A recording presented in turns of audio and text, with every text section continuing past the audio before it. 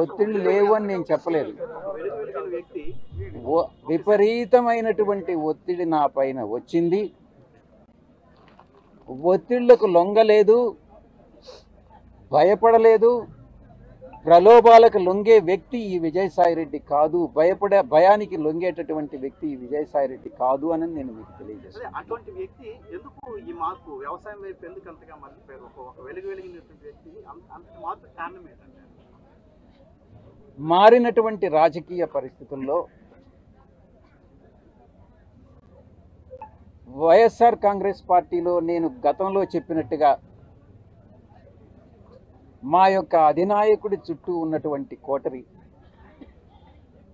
నా పట్ల వ్యవహరించినటువంటి తీరు, మా నాయకుడు వారి మాటలు విని నేను ఒక అంతర్మథనానికి లోనై ఒక నిర్ణయం తీసుకోవడం జరిగింది. అంతేగాని వేరే ఇంకా ఏది కూడా కాదు.